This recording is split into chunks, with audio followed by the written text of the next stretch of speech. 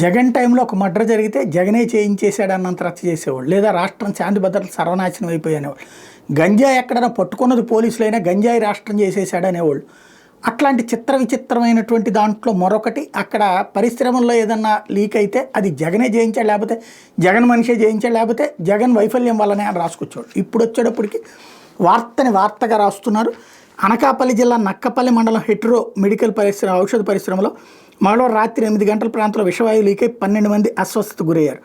పరిశ్రమలో 9వ unit H7 బ్లాక్లో కెమిస్టులు పనిచేస్తుంటే ఓ పైపు నుంచి వాయువు లీక్ అయింది. సమీపంలో ఉన్న 12 మంది కళ్ళు మంట, గొంతు నొప్పి, ఊపిరాడకపోవడం వంటి లక్షణాలతో అస్వస్థతకు గురయ్యారు. కంపెనీ భద్రతా సిబ్బంది వాళ్ళని అంబులెన్స్లో నక్కపల్లి ప్రభుత్వ ఆసుపత్రికి తరలించి చికిత్స అందించారు. వీళ్ళలో వీరబాబు, గౌరీనాయుడు, సుబ్రహ్మణ్యాన్ని ముందు జాగ్రత్తగా విశాఖపట్నం ఆసుపత్రికి తరలించారు. అంటే ఆ స్థాయిలో జరుగుతుంది. ఇప్పటికీ ఈ మధ్యకాలంలో ఈ నక్కపల్లి దగ్గర లీకేజీలు కానీ, విశాఖపట్నంలో లీకేజీలు కానీ విపరీతంగా కనబడతా ఉన్నాయి.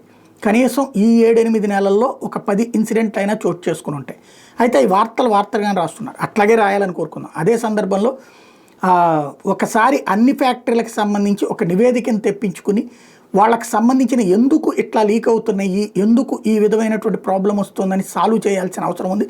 జగన్ టైంలో చేశాడు, కానీ ఆ తర్వాత జగన్ దిగిపోయాడు కాబట్టి అప్పటి నివేదిక పనికి రాకపోవచ్చు. ఇప్పుడు అట్లాంటి ఒక నివేదికను తయారు చేసి అమలు పెట్టాల్సినటువంటి బాధ్యత ఉంది. ప్రత్యేకించి పర్యావరణ శాఖ మంత్రిగా ఉన్నటువంటి పవన్ కళ్యాణ్ గారు సీరియస్గా దృష్టి సారించాల్సిన అవసరం ఉంది.